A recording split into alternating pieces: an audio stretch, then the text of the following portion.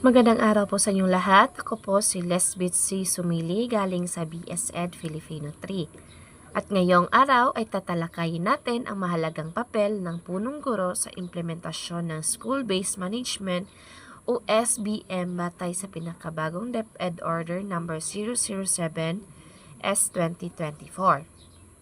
So, ano nga ba ang SBM? Ang SBM ay isang sistema na naglalayong bigyan ng kapangyarihan ang mga paaralan na pamamahalaan ang kanilang operasyon upang mapabuti ang kalidad ng edukasyon. Ayon sa DepEd Order No. 007 S 2024, ang SBM ay nakabatay sa prinsipyo ng continuous improvement at stakeholder engagement. Sa ilalim ng SBM, ang punong guro ay itinuturing na SBM coordinator ng paaralan. Ayon sa DepEd Order No. 007 S 2024, ang punong guro ay may mga sumusunod na tungkulin. Una ay ang pamumuno at pagpaplano. Ang punong guro ang nangunguna sa pagpaplano at implementasyon ng mga programa at proyekto na nakatuon sa pagpapabuti ng kalidad ng edukasyon. Pangalawa ay ang pakikipag-ugnayan sa stakeholders.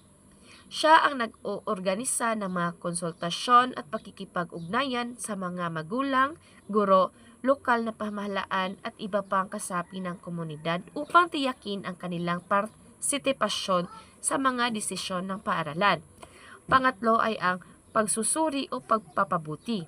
Ang punong guro ay responsable sa pagsusuri ng mga kasalukuyang sistema at proseso ng paaralan at pagpaplano ng mga hakbang para sa patuloy na pagpapabuti. Sa kabila ng mga tungkuling ito, may mga hamon ding kinaharap ang mga punong guro, tulad na lamang ng mga kakulangan sa mga kagamitan. Ang kakulangan sa mga pasilidad at kagamitan ay maaaring makakaapekto sa implementasyon ng mga programa. Ang sunod naman ay ang limitadong oras at pondo. Ang kakulangan sa oras at pondo ay maaaring magdulot ng pagkaantala sa mga proyekto at aktibidad ng paaralan. At sa kabila naman ng mga hamon, ang aktibong pamumuno ng punong guro sa SBM ay nagdudulot din ng mga positibong epekto tulad na lamang ng pagtaas ng antas ng pagkatuto. Ang mga programang nakatuon sa pagpapabuti ng kalidad ng pagtuturo ay nagre-resulta sa mas mataas na antas ng pagkatuto ng mga mag-aaral. Mas malalim na paglahok ng komunidad.